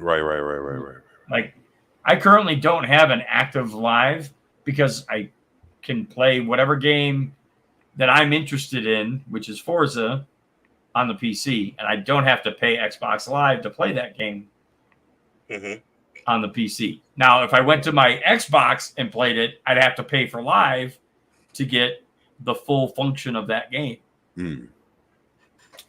I see what you're saying. I would see this as being a better option if you bought it through Steam, because you don't pay for Steam. It's just something you download. But isn't this available through Steam as well? Yes. It is. Yes. That's what I'm saying. It would be the better option. Right. Right now, currently on Steam, they just have coming soon. Okay, let me ask you. All right, then I have probably this is going to be a dumb question there, man. But just curious. Yeah. Now, if you get this on Steam, that means you're basically you're playing this on your PC then, right? Right. Okay. So but then there's people that they play Xbox. I know Xbox Live and all that shit through PC as well. So it's whatever titles are available on the PC side of things. Right. Because not all titles are available. Right. Those are like the exclusives and shit like that, like Halo and shit like Right. Now they also offer, it looks like, tournaments. Right. On this ad stream too. So okay. So I guess my next question is so if you're getting this on Xbox, you're paying $80. So what happens if you're getting this through Steam? Are you paying the same $80? Probably. I don't know. They don't say anything. All they say is add to your wish list. They don't have a price. Because it's coming soon. Right. That's why I said it's coming soon. So it's an unknown. That's probably why I saw it in like 2 or 3 days ago, because it's some new up and coming shits. All right, I got you. Yeah. Wow. All right. That's all right. Well, that's cool. That's cool. Man. The storage on it, they say, is 180 megabytes available space. What you mean? God, that's 180. Maybe you fit it on a flash drive. Yeah. Easy. Yeah, you need to have at least Windows 7, the Core i3, 2 gigabytes of RAM, version 9.0 DirectX, broadband internet connection, obviously, Steam, storage of 180 megabytes, and requires a low latency internet connection of at least 4 megabytes. Yeah. Otherwise, So you the saying game will stutter. so to play this, you just need internet and less than a fucking gig. I mean, just a gig at least to, and you can play all. Storage was what 180 meg. Yeah, I mean that's tiny. meg. Yeah. I've got videos that I recorded for YouTube that are bigger than that. Mm-hmm. Right. All right. Well, shit. I mean, but the thing is, do they allow you to pause and all that other shit in the middle of these games, or I don't know. No, don't know. It'd be like a regular fucking game, like if you just had to take a piss and you're fucking in the middle of Pac-Man. Fuck you. I'm sure there's a pause button because all the console stuff, most of those things had pause buttons. Mm-hmm. Most, not all, but most. Well, there's always what our version of pause button was. Here, take over. I'll be right back. Right. Shit. All right. Well. Hey, you never know. I mean, if you have a dog in the house, just put a little peanut butter on top of the controller, and then set it in front of them and let them go to town, and maybe they'll win the game. Or or hopefully your character's still alive by the time you come back or some shit. Yeah. Right. Shit. Well, I know on some of those Atari games, there was ways of like doing your own kind of pause. Like with Yar's Revenge, if you went to a certain corner of the screen, you could sit in that corner of the screen forever, and they would never attack you. I remember Yar's Revenge. Shit. Mm-hmm. Yes. Yeah, I got it. I never did get far in that fucking game, but yeah. There's actually a few of them that I actually did pretty good at.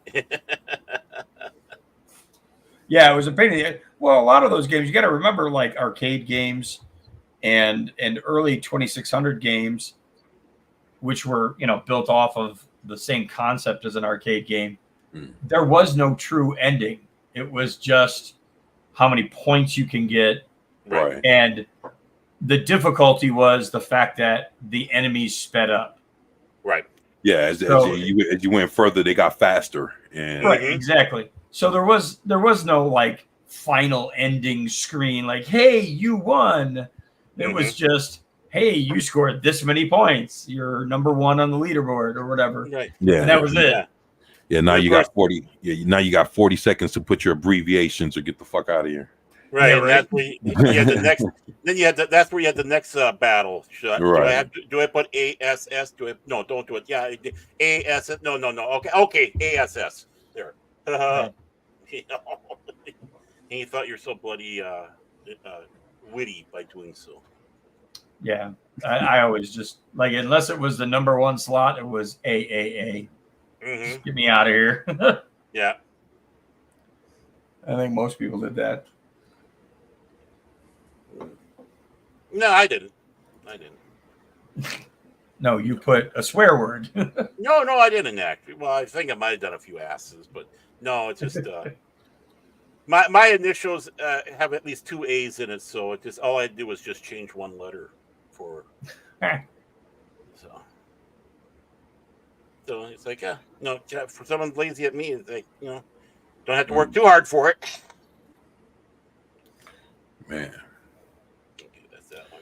Well, shit. So what do y'all you final verdicts on classic game? What the fuck? All right, what we got? What we looking at? Mortal Kombat? Yeah, you got Mortal Kombat, you got Pac-Man, Metal Slug 10 or X, Loaded Earthworm Jim 2. Metal Slug. No. Earthworm Jim 2. Yeah. Pac-Man. That's just the same list over and over again. Yeah, I was about to say that's the same shits. All right, man. Well, do this. If you click on the buy now on PC, what does it say? Well, I At the did do top there. that. Buy now on PC. Did it It's take you looking to? a different screen here? Share this tab instead. There we go. That's the screen it comes up as. And then when you So go for you that, can actually have it. It looks like you can have it individually, so you don't have to have it through Steam. right.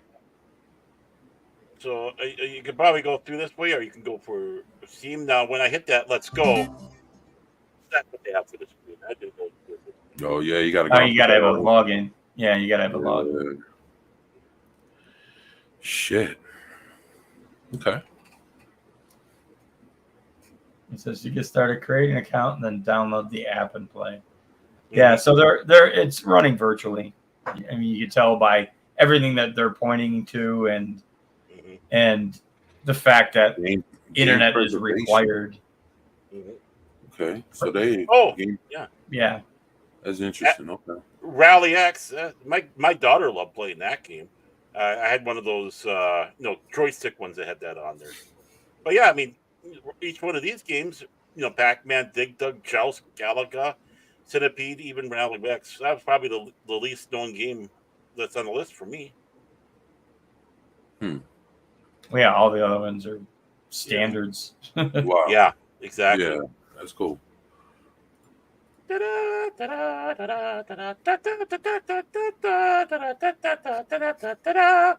Dig Dug.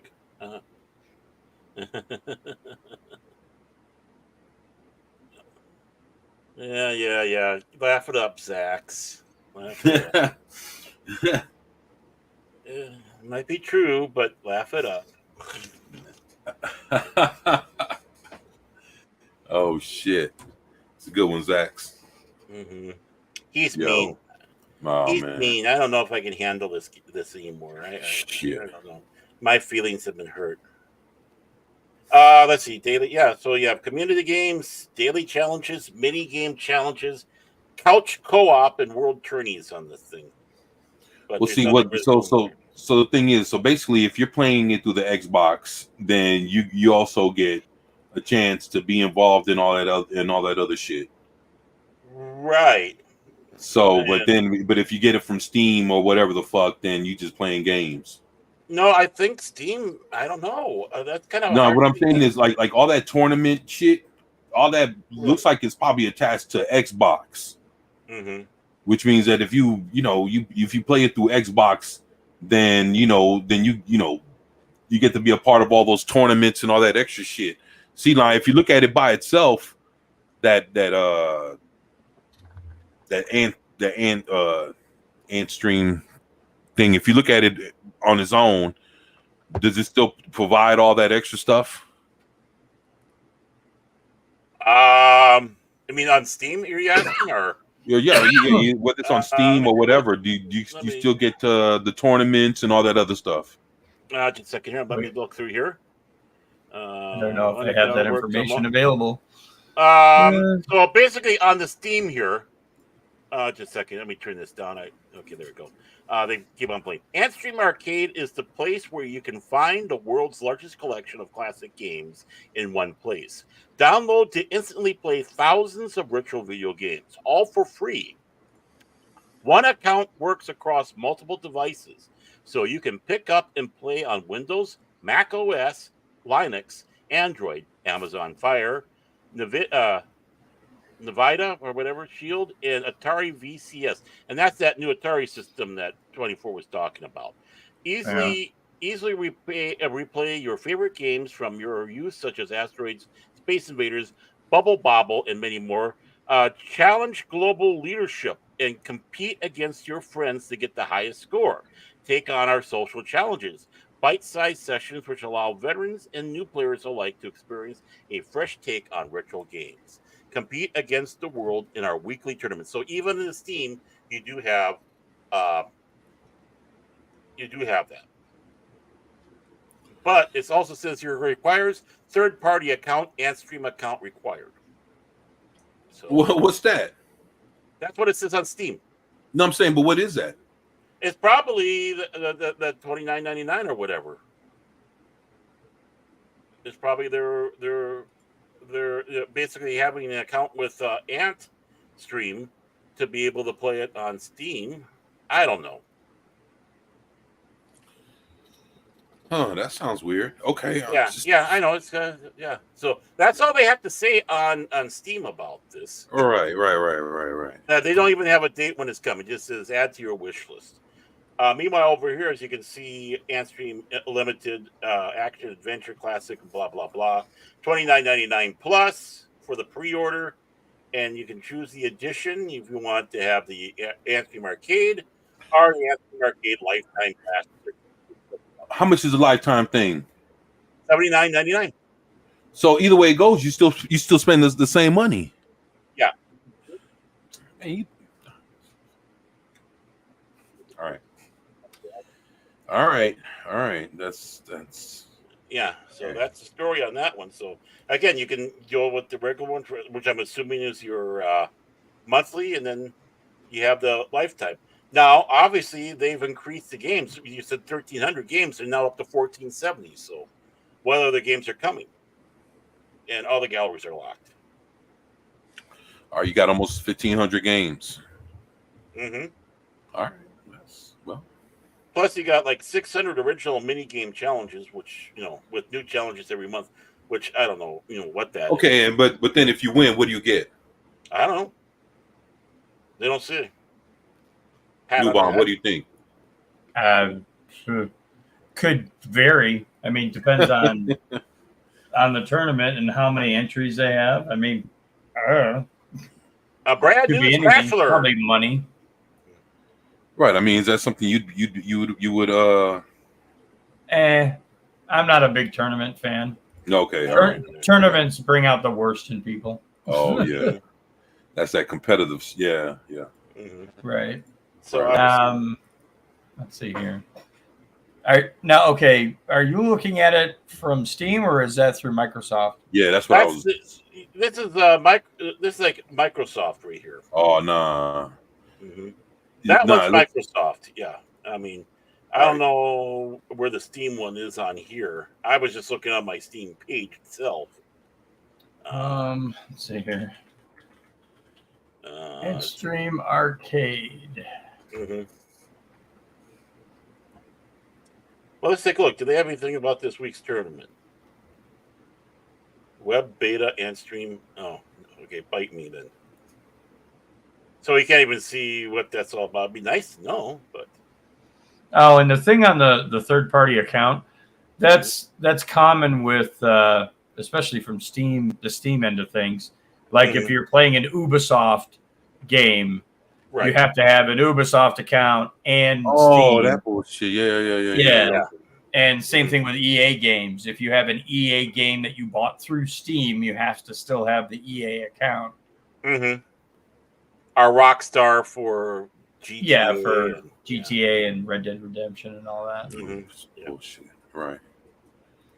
Yeah, I mean, the gallery is just images from the different games. Yeah.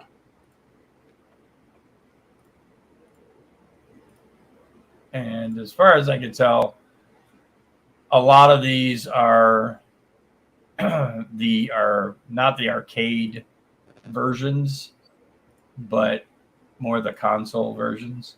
Mm-hmm. I mean, they got a good selection of arcade, but there's still a lot there of consoles. So, and it depends on which console you're getting. It gets pretty faithful to the original game, arcade game. Some of them. Well, especially when you were dealing with something like the Amiga, or if they had ColecoVision on there, the ColecoVision stuff. It was like, oh wow, this ain't close to what the arcade games look like. Shit.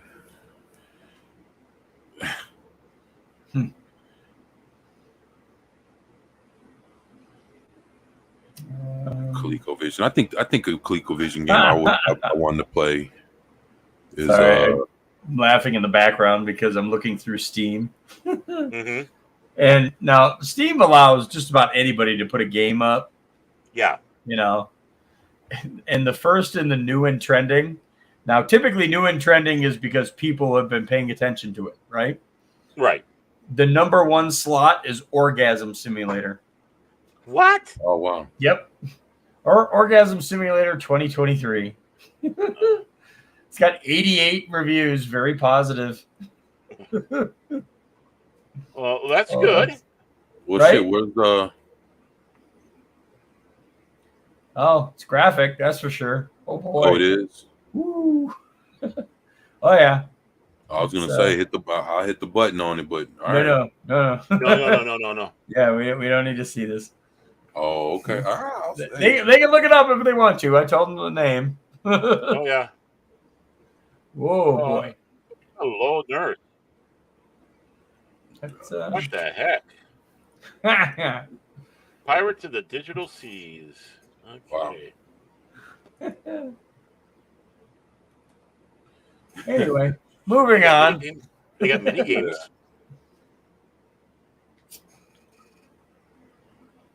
I'm so out of touch with some of these new games. Like every time I see something come up, and I'll be like, it's kind of interesting. Nah, Mm-hmm. never mind. Like I just can't do it. Because you played Marvel Spider-Man Remastered, we've suggested a bunch of shit. Spider-Man Miles Morales, which is now they've got it listed at $50 for a hell no. 10-hour game. 10-hour, yeah, 10-hour game. Fuck that. Gotham Knights, a trash fucking game. Batman Arkham Knight, that's not too bad, and that's $20. Arkham Origins, $20.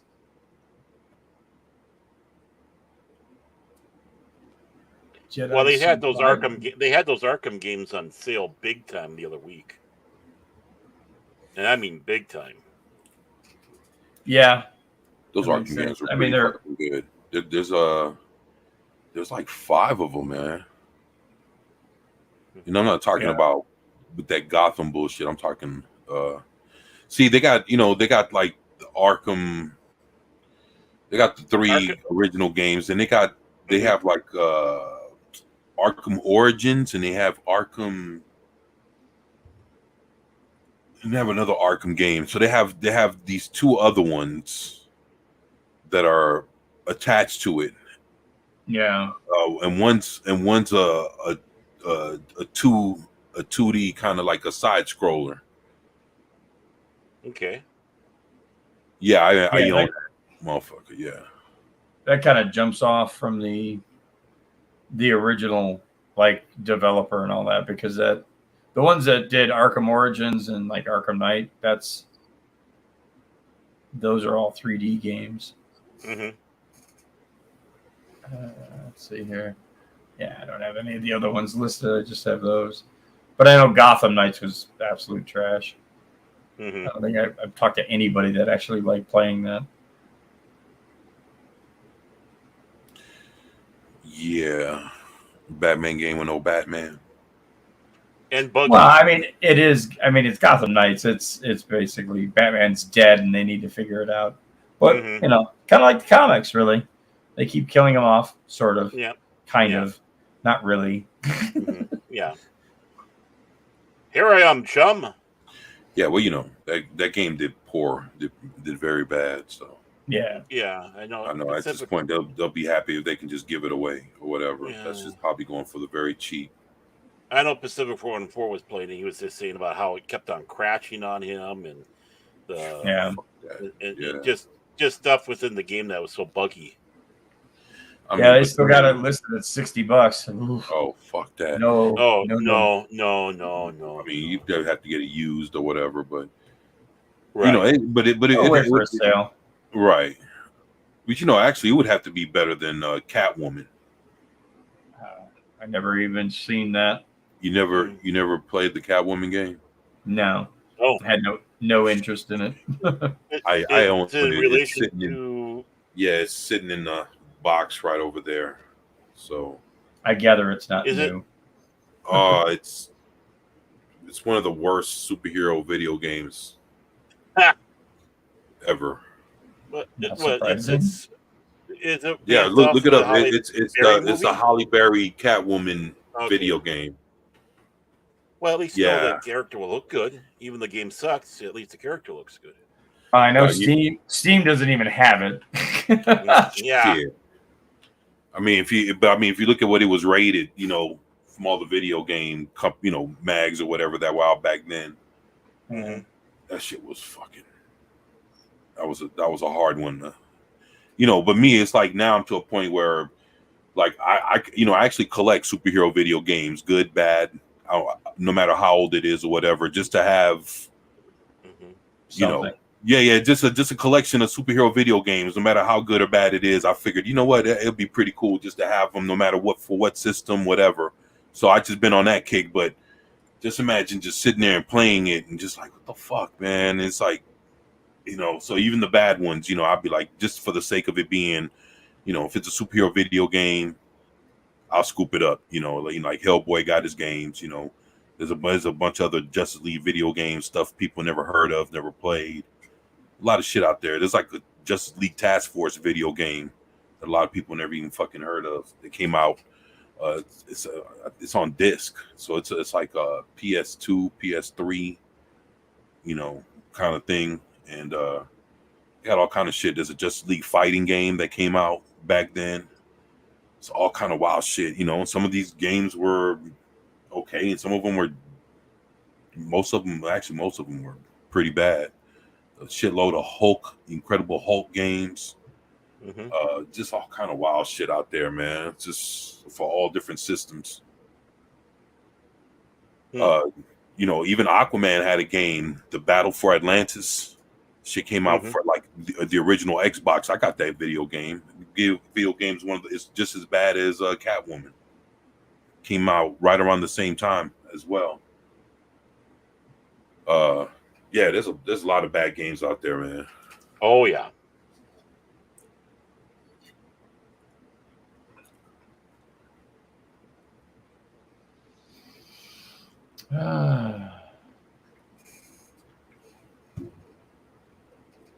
Definitely. Well, but shit, man. You guys got anything else? No, not really. No, I'm pretty half awake actually. I can tell. I can hear it in your voice, man. Well, you know, if you guys want to shut it down, we can, man. Sure. We've been at this for about 2 hours almost. Yeah, I think we have. Yeah, we can do that. All right, well, shit. All right, y'all. We will be wrapping it up for this evening. Like to say, we appreciate y'all. Thank y'all for coming here, being here with us, spending time with us. Definitely enjoyed y'all, and thank you for my co-hosts, you know, kicking it with me, man, and you know, us kicking it together, man. I had a great time kicking it with y'all, man. So just wanted to tell everybody thank y'all. You guys got anything coming up? Just my usuals. Pop Talk Wednesdays and Sundays, and of course here every Sunday at 5 o'clock. All right. Yeah, nothing. Work. I got you. All right. Well, shit. Me, I'll be working on some things, but just trying to get my balance together. And yeah, I've been working on some other things. So hopefully you guys like the new background and, you know, all the other shits that I'm gonna try to implement here soon. You know, try to change things up a little bit. So he's in space, folks. You know, other than that, you know, I appreciate y'all. Hopefully everyone has a great evening. Enjoy the rest of your Sunday. Love you guys. We look forward to seeing you guys next Sunday, and you guys will be seeing me throughout the week. So y'all take care. Enjoy your day. Have a great week at work or whatever you'll be doing, and just know that we'll catch up with y'all very, very soon. So other than that, you guys want to say anything? Nope. You got it all covered there, brother. Oh, that's what's up. See All you. right. Well, you guys take care. I love you guys. Take care. Kaya, Hephaestus, Old Man, Das Wolfen, Zax. Man, you guys, I appreciate y'all, man. You guys have been awesome. Low Spec, Thank you, ZBR. Appreciate you. Psychodorf 9. Let's see who else. Hopefully I ain't missed nobody. You guys can remember anybody? Vigilante Williamson, I appreciate you, brother. I know you stopped by real quick. Shit. My face just well, tell you what, guys, y'all take it easy, man. Thank y'all. Y'all be safe. Holler at y'all next time. And we are out. Peace, y'all.